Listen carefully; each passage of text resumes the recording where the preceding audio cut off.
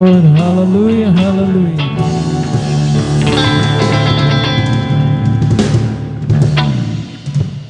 God bless you mga minamahal at ang malang Panginoon magbalik sa atin ng makamilyong beses sa patuloy po nating katapatan sa bahaging ito.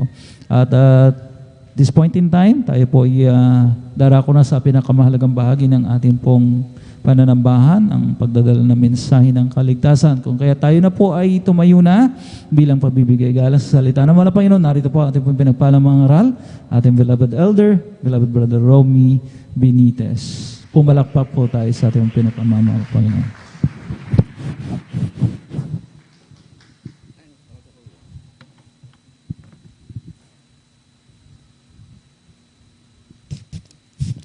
Amen. Praise the Lord. Purihin ang ating pinakamamahal na Panginoong Hesus. God bless po sa ating beloved elder. Tayong lahat mga minamahal ay magkaisang manalangin sa ating pinakamamahal na Panginoong Hesus. Hallelujah, hallelujah, hallelujah. Dakilang Diyos, amang banal na makapangyarihan sa matamis at banal na pangalan ng aming pinakamamahal na Panginoong Hesus. Maraming salamat sa pribilehiyong ito na ipinagkaloob mo sa bawat isa sa amin. Maraming salamat at kami iyong sinamahan muli sa hapong ito, Panginoong Hesus. At bago ang lahat, kami ay dumudulog sa iyong banal na trono. Sama-sama nagkakaisa. Patawarin mo kami sa aming mga pagkukulang, pagkakasala, lalo na ang iyong abang lingkod. Linisin mo kami, hugasan ng iyong banal na dugo na umagos sa krus ng Kalbaryo. At salamat, Panginoong Hesus, sa bawat yugto ng aming pananambahan sa hapong ito na ito'y iyong nilangisan at binasbasan, Panginoong Hesus, at sa pag-aaral ng iyong banal na salita sa ganang akin. Wala akong magagawa. Ikaw, Panginoong Hesus, ang magbigay ng karunungan at bigyan ng kapangyarihan ang iyong salita at patuloy na ipaunawa sa bawat makikinig, Panginoong Hesus, ng iyong banal na salita. At sa unang panalangin ng aming minamahal at ginagalang na Ebanghilista Pastor Will Estrada Almeda, aming sama-samang pinapalayas, winawasak ang gawa ng kaaway, hadlang, unbelief, in doubt, pag-antok, cast out, in Jesus' name, in Jesus' name. Hallelujah, praise the Lord, praise the Lord. Hallelujah, purihin ang ating pinakamamahal na Panginoong Hesus at sa kapahintulutan ng ating beloved ordained preacher, aking pinapabot ang pinakamataas na papuri, pagsambat, pagdakila ay para lamang sa ating pinakamamahal na Panginoong Hesus. At aking pinapaabot ang isang mapagpalang hapon sa ating minamahal at ginagalang na Ebanghilista Pastor Will Estrada Almeda at sa buong beloved Almeda children, Almeda family, at sa mga hindi nating makalimutang turo at aral ng ating Assistant Pastor Lina C. Almeda. At isang mapagpalang hapon sa bawat isa sa ating mga minamahal, sa ating mga beloved bisita. Welcome po kayo sa gawain ng ating pinakamamahal ng Panginoong Hesus dito po sa outreach ng San Carlos City, Pangasinan. And of course, maging sa ating mga taga-subaybay sa ating Facebook at maging sa ating YouTube channel, sa mga dako kayo ng mundo, Luzon, Visayas, and Mindanao. Pagpalain kayo ng ating pinakamamahal na Panginoong Hesus at maging sa ating mga elders na ating kasama ngayon sa pangangasiwa ng ating beloved ordained preacher, beloved brother Bobby Neer, at maging sa kanilang beloved daughter, Sister Vines, at sa mapagpalang hapon sa bawat isa sa atin at higit sa lahat sa ating pinakamamahal na Panginoong Hesus. Ating palakpakan ang ating pinakamamahal na Panginoong Hesus. Lahat ay magsabi ng praise the Lord. Purihin ang ating pinakamamahal na Panginoong Hesus at talagang matatapos na naman ang year 2022 at ilang araw na lang, 3 days na lang mga minamahal, at talagang tayo ay talagang pupunta bantis sa susunod na taon ng year 2023. 23. At salamat sa ating dakilang Diyos at sa buong taon ng 2022 ay talagang nandito tayo patuloy na talagang nagpupuri, nagpapasalamat sa ating dakilang Diyos at talagang hanggang sa mga oras na ito tayo ay sama-samang nagpupuri sa ating pinakamamahal na Panginoong Hesus. Amen. Praise the Lord. At ating buksan ang ating mga Biblia at ating pag-aralan ang salita ng ating dakilang Diyos na kung saan ang salitang ito ng ating pinakamamahal na Panginoong Hesus ay popular na sa atin. Alam na alam natin ang verse na ito ating buksan, mga minamahal, ang ating Biblia dito sa aklat ng John chapter 15 verse 9. Kindly po pakibasa po. John chapter 15 verse 9. Praise the Lord. Dito po sa aklat ni San Juan, Kabanata 15, talata po ay 9, ito po ang nakasulat. Kung paanong inibig ako ng Ama, ay gayon din naman iniibig ko kayo. Magsipanatili kayo sa aking pag-ibig. Amen. Purihin ang ating pinakamamahal na Panginoong Hesus sa pagkabasa ng kanyang banal na salita at katulad ng nabanggit ko kanina na tayo ay nasa huling buwan na ng year 2022 at ang ating pag-aaralan mga minamahal, ito ay bibigyan natin ng titulo na The Acceptable Year of the Lord, ang kaaya-ayang taon ng Panginoon. Amen. So sa ating buhay, mga minamahal, sa buong taon ng 2022, sa mga nagdaang taon, mga minamahal, na talagang ang ating dakilang Diyos ay talagang napakabuti sa buhay ng bawat isa sa atin. Amen. Na ayon dito sa ating teksto, mga minamahal, na sinabi na tayo ay inibig ng makapangyarihang dakilang Diyos. Amen. Inibig tayo ng ating pinakamamahal na Panginoong Hesus na siya mismo ang nagsabi sa bawat isa sa atin. Amen. Ang sabi, gayon din naman iniibig ko kayo. Sa bawat isa sa atin, mga minamahal. Sino ako? Sino tayo para ibigin ng ating pinakamamahal na Panginoong Hesus? Hindi tayo karapat-dapat, mga minamahal, na madalas sa ating buhay, ang nasusunod natin ay ang kaaway ng Diyos. Amen. Totoo yan, mga minamahal. Kaya sa ating buhay, yan ang realidad na sa kabila ng nagagawa natin yung mga bagay na yan, minahal at inibig pa rin tayo ng ating pinakamamahal na Panginoong Hesus. Sabay-sabay nating palakpakan ang ating pinakamamahal na Panginoong Hesus. Lahat ay magsabi ng Praise the Lord. Purihin ang ating pinakamamahal na Panginoong Hesus. At dito sa ating teksto, ito ang bigyan natin ng diin, mga minamahal, na ang sabi po dito, mga minamahal, na tayo ay magsipanatili sa pag-ibig. Amen. Alam nating lahat, buong mundo, mga minamahal, lahat ng mananampalataya ay talagang ipinagdiwang, talagang ginunita ang kapanganganakan ng ating pinakamamahal na Panginoong Hesus. Amen. Na ipinanganak ang isang bata, isinilang ang isang lalaki na anak na ibinigay sa bawat isa sa atin. At yan ang ipinagdiwang natin lahat mga minamahal, sa araw ng Pasko. Ngunit walang exact date, walang buwan na ating mababasa dito sa Biblia. Although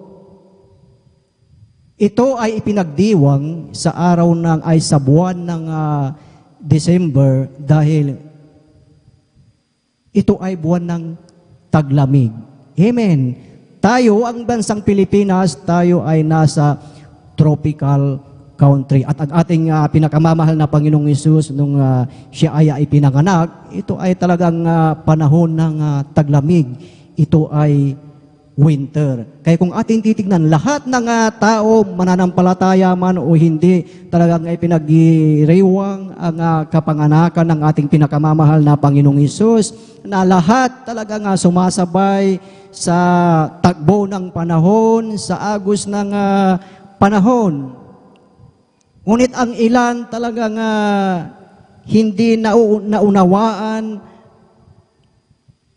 ang pagdiriwang ng Pasko. Talagang nandyan na kabi-kabila ang mga handaan, talagang nandyan na talagang pinaghahandaan, talagang bumibili ng lahat ng ihahanda, iluluto. Maraming nagbibigay ng kanilang mga regalo sa kanilang mga inaanak. Kung ating titignan, mga minamahal, sa buwan ng Pasko, makikita natin lahat ng tao dyan sa palengke, sa mall, sa lahat ng fast food center, dyan sa resort, sa beach. Talagang nagsisiksikan ang mga tao, talagang crowded ang mga tao, mga minamahal. Amen.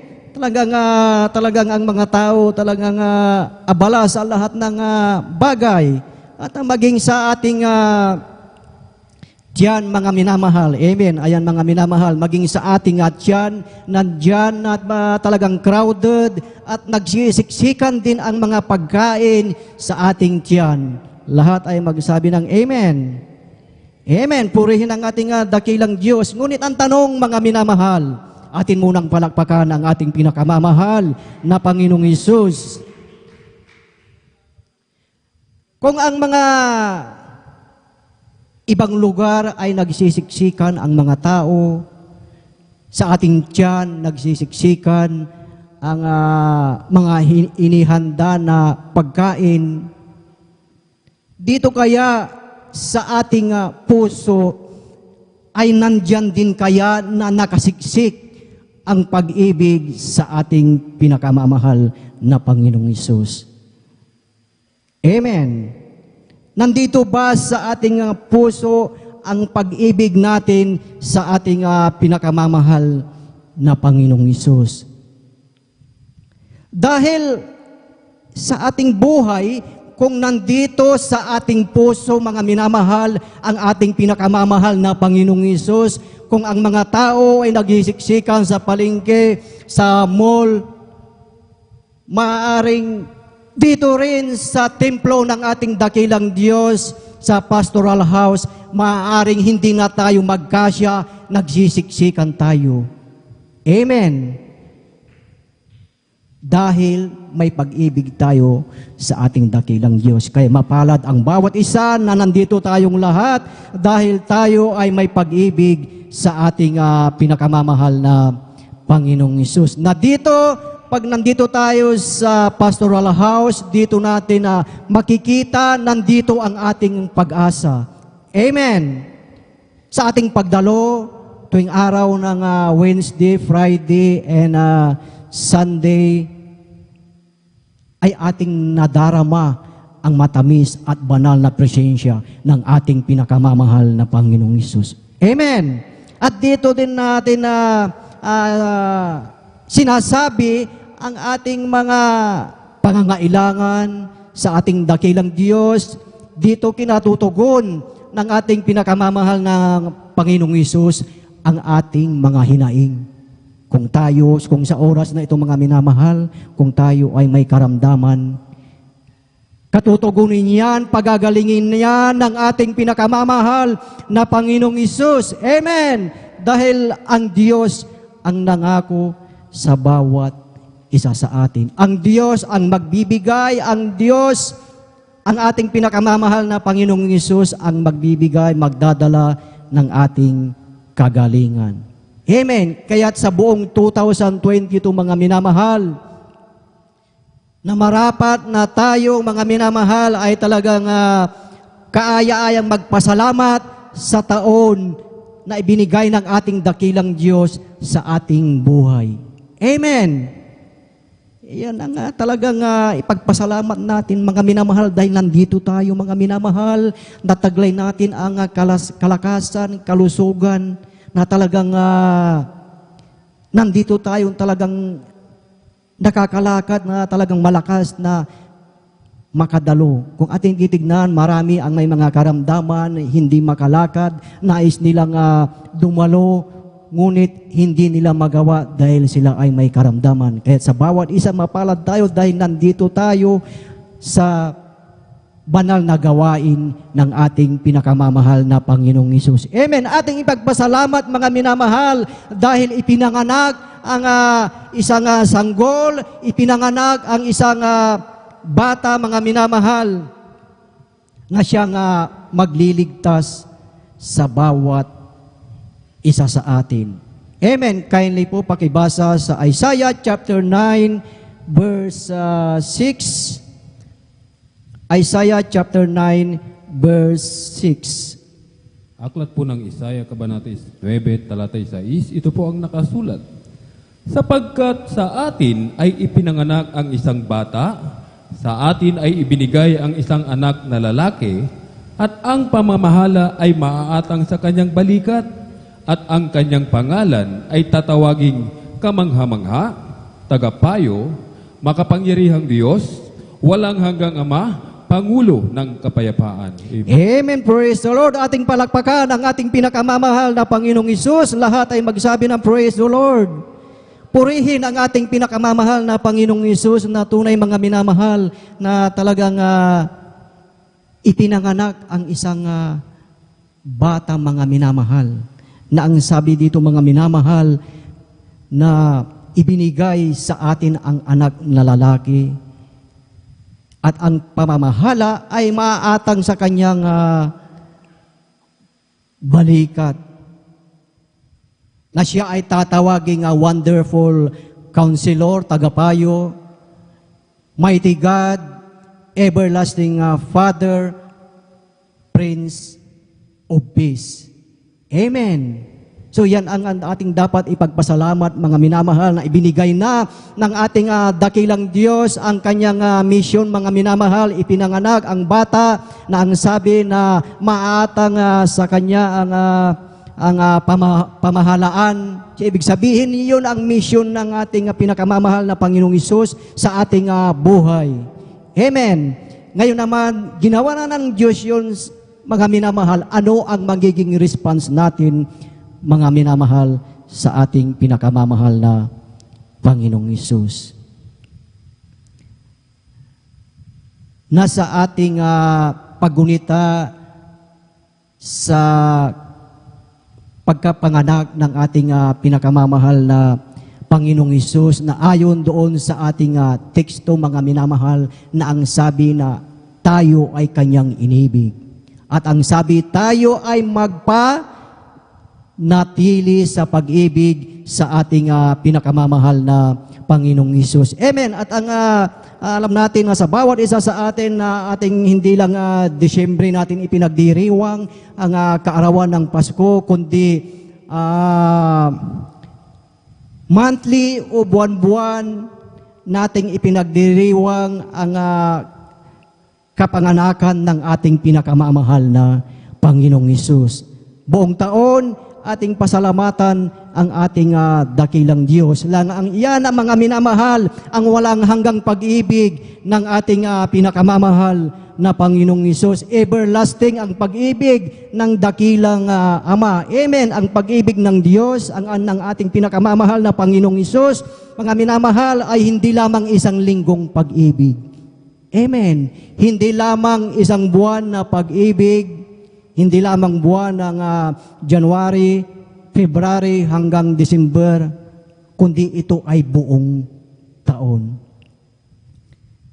Kaya nga, kaaya-aya ang taon na ito sa ating pinakamamahal na Panginoong Hesus. Ating palakpakan ang ating pinakamamahal na Panginoong Hesus. At ang sabi dito, mga minamahal, sa aklat ng Lucas chapter 4, verse 18, Luke chapter 4 verse 18, ang sabi po, ako na lamang po ang magbabasa. Sumasa akin ang Espiritu ng Panginoon, sapagkat ako'y pinahiran niya upang ipangaral ang mabubuting balita sa mga dukha. Ako'y sinugo niya upang itanyag sa mga bihag ang pagkaligtas at sa mga bulag ang pagkakita, upang bigyan ng kalayaan ang nang-aapi. Verse 19, upang itanyag ang Panginoon, upang itanyag ang kaaya-ayang taon ng Panginoon. Amen. Napakaganda yung verse na ito, mga minamahal. Dati, mga minamahal, nung hindi pa tayo nakakilala sa ating pinakamamahal na Panginoong Hesus, tayo ay bihag ng kasalanan. Amen. Dati tayo ay bulag sa ating pananampalataya.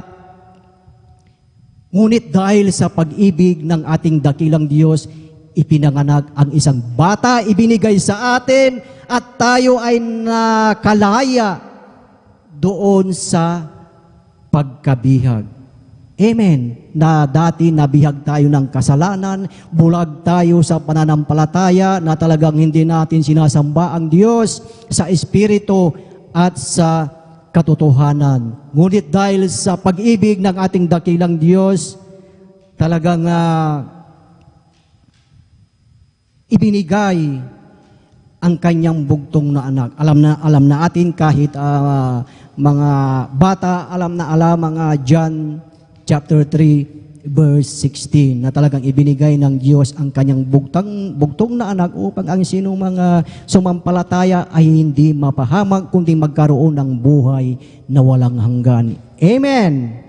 Na kung tayo ay sumampalataya, hindi tayo mapahamak. Kung palalawakin natin yan, mga minamahal, hindi tayo mapahamak sa lahat ng sakit, hindi tayo mapahamak sa lahat ng karamdaman, hindi tayo mapahamak sa ating paglalakbay kung tayo ay nasa daan, at higit sa lahat, hindi tayo mapahamak, hindi mapahamak ang ating kaluluwa, dahil tayo ay bawat isa sa atin ay binigyan tayo ng langit at buhay na walang hanggan sa piling ng ating pinakamamahal na Panginoong Hesus. Ating palakpakan ang ating pinakamamahal na Panginoong Hesus. At sa ating pagsunod sa ating dakilang Diyos, ang sinabi sa aklat ng Proverbs chapter 9 verse 11, mga minamahal, sapagkat sa pamamagitan ko ay dadami ang iyong mga kaarawan, at ang mga taon ng iyong buhay ay magsisidami. Amen. Yan ang pangako ng ating pinakamamahal na Panginoong Hesus.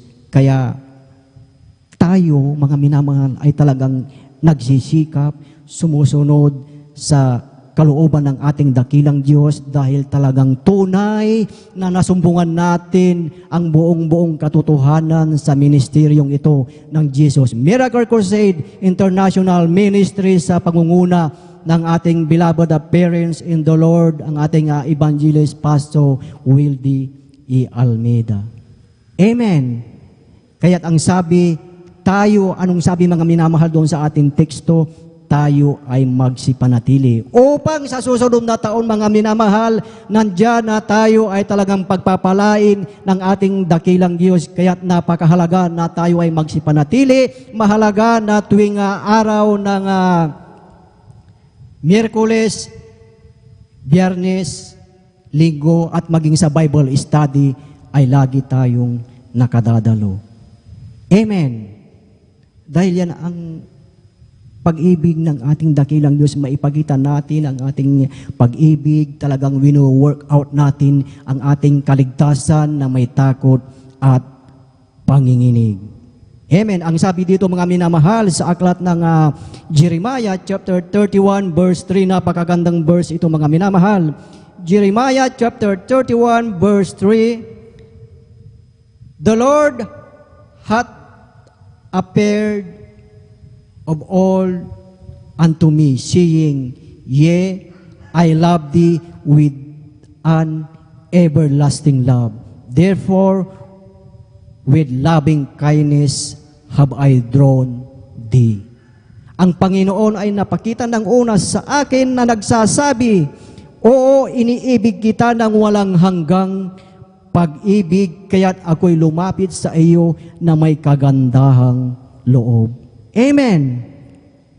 Ang sabi ng ating dakilang Diyos, I have loved thee with an everlasting love. Hindi lang isang buwan, hindi lang isang taon ang pag-ibig ng ating dakilang Diyos. Kaya't sa susunod na taon na ito mga minamahal, year 2023 mga minamahal, anong gagawin natin yan? Tayo ay magsipanatili mga minamahal. Tayo ay tumingin sa ating pinakamamahal na Panginoong Hesus. Huwag tayong lilingon sa kaliwa, sa kanan, sa likod, kundi tayo ay lumingon sa ating o tumingin sa ating pinakamamahal na Panginoong Hesus. Dito tayo titingin mga minamahal. Anong nakikita natin dito sa pulpito mga minamahal? Jesus.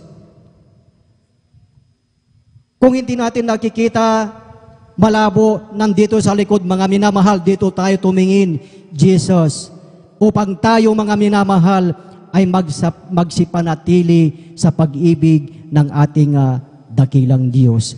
Amen. Ating palakpakan ang ating pinakamamahal na Panginoong Hesus. Sa ating buhay, ang araw ng Pasko, ito ay pinaghahandaan natin yearly, taon-taon. Amen. Ngunit ang napakahalaga o higit nating paghandaan mga minamahal ay ang rapture of the church. Amen. Kaya sinabi nga na tayo ay magsipanatili para pagdating ng rapture of the church, hindi tayo maiwan dahil once lamang mangyayari yan mga minamahal. Napakahirap na tayo ay maiwan. Kaya't mahalaga na tayo ay magsipanatili sa ating pag-ibig, magsipanatili sa ating paglilingkod, although tayo ay dumadaan sa mga balakid, tinik, sa daan, mga problema, ngunit ang sabi ng ating dakilang Diyos, tayo ay magsipanatili upang tayo ay tuloy-tuloy mga minamahal na habang hinihintay natin ang ating pinakamamahal na Panginoong Hesus, na nandito tayo na sama-samang naglilingkod sa ating pinakamamahal na Panginoong Hesus. Ating palakpakan ang ating pinakamamahal na Panginoong Hesus. Lahat ay magsabi ng Praise the Lord! Purihin ang ating dakilang Diyos at alam natin na talagang darating ang bagong taon. Talagang sa ating buhay, tuloy-tuloy lang tayo mga minamahal. Dahil sa paglilingkod sa ating dakilang Diyos, wala pang